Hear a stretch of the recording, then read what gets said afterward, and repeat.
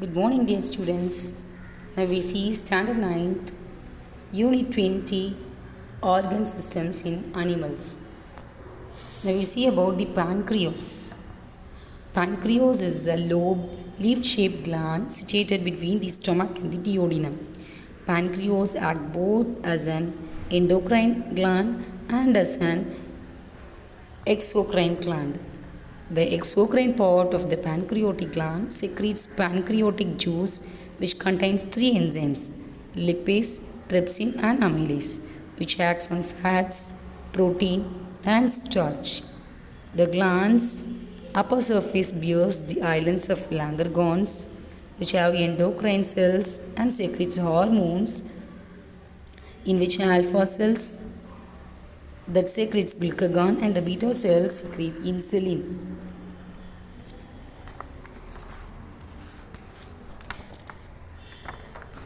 Now we see about the large intestine. The unabsorbed and undigested food is passed into the large intestine. It extends from the ileum to the anus. It is about 1.5 meters in length. It has three parts: cecum, colon, and rectum.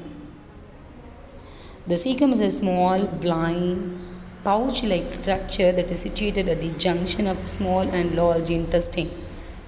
From its blind end, a finger-like structure that is called vermiform appendix.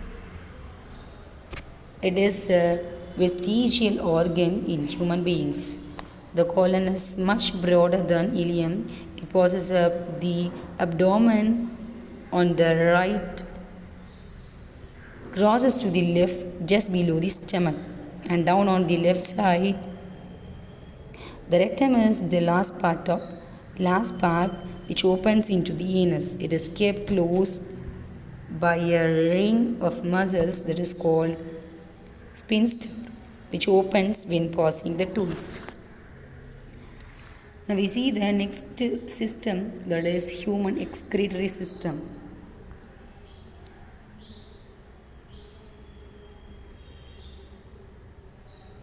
Human excretory system. Metabolic activities continuously take place in living cells. All metabolic products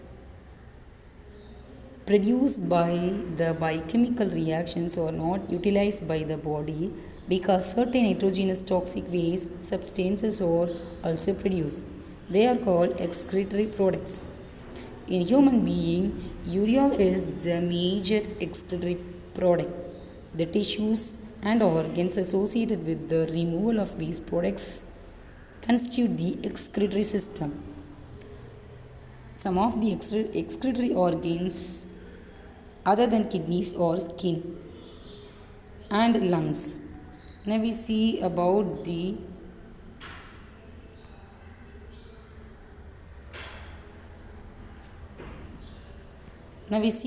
kidneys. Kidneys are bean-shaped organ that is reddish brown in color. The kidneys lie on either side of the vertebral column in the abdominal cavity attached to the dorsal body wall. Internally, the kidney consists of an outer dark region, the cortex, and the inner lighter region, the medulla.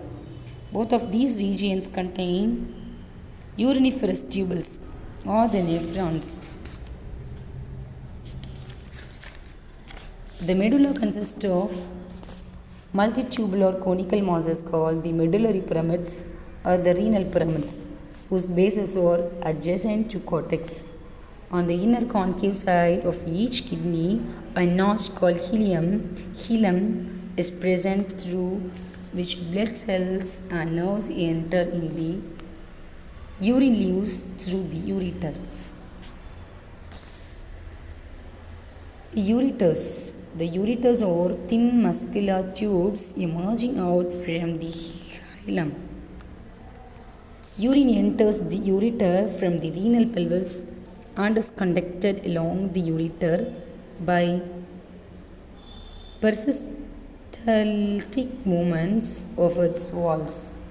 The ureters carry urine from the kidney to the urinary bladder. Now we see the urinary bladder. Urinary bladder is a sac-like structure which lies in the pelvic cavity of the abdomen. It stores urine temporarily. The next part is urethra. Urethra is a membranous tube which conducts urine to the exterior. The urethral sphincter keep the urethra closed and opens only at the time of micturition. Now we see about the functions of kidney. Kidney maintains the fluid and electrolytes balance in our body. Kidney regulates acid-base balance of the blood, and the kidney maintains the osmotic pressure in the blood and the tissues. Kidney helps to retain the important plasma constituents like glucose and amino acids. Now we see about the structure of nephron.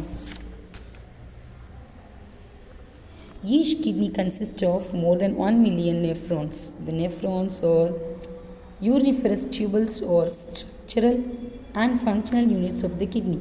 Each nephron consists of renal corpuscles or Malpighian corpuscles and the renal tubule.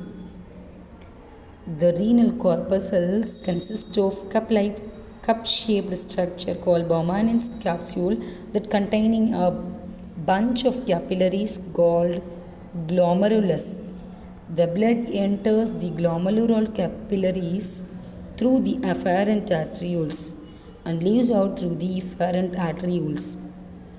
The Bowman's capsules continues as the renal tubule, which consists of three regions. There is proximal convoluted tubule, U-shaped hairpin loop, and a loop of Henle, and the distal convoluted tubule.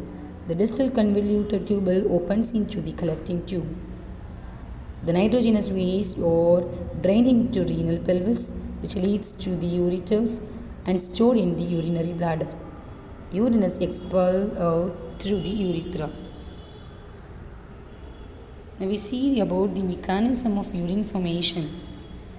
The mechanism of the process of urine formation includes three stages: glomerular filtration, tubular reabsorption, and tubular secretion. The first one is glomerular filtration. Urine formation begins with the filtration of blood through the epithelial walls of the glomerulus and Bowman's capsule. The filtrate is called the glomerular filtrate. Both the essential and non-essential substances present in the blood are filtered. Next process is tubular reabsorption. The filtrate in the proximal tubule consists of essential substances such as glucose, amino acids, vitamins, sodium, potassium, bicarbonates, and water that are reabsorbed into the blood by a process of selective reabsorption. And the last process is tubular secretion. Substances such as hydrogen and potassium ions are secreted into the tubules. This tubular filtrate is finally known as urine, which is hypertonic in man. Finally, the urine passes into the collecting ducts to the pelvis through the ureter into the urinary bladder. When the urinary bladder is full of urine, that is expelled out through the urethra. We see the next system in our body is human reproductive system. The capacity to reproduce is one of the most important characteristics of living beings. There is a distinct sexual dimorphism in human beings.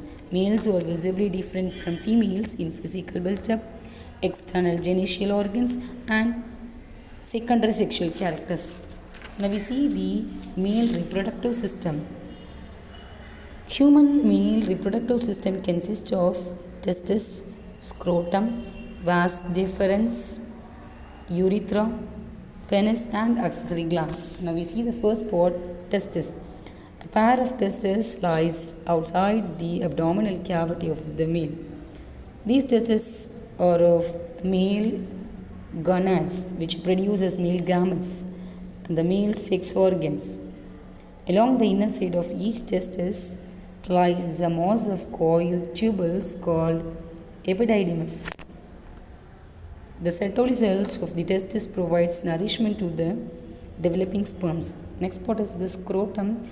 The scrotum is a loose pouch-like sac of skin which is divided internally into right and left scrotal sacs by muscular partition. And the next part is vas deferens. It is a straight tube which carries the sperms to the seminal vessels. The last part is the urethra. It is contained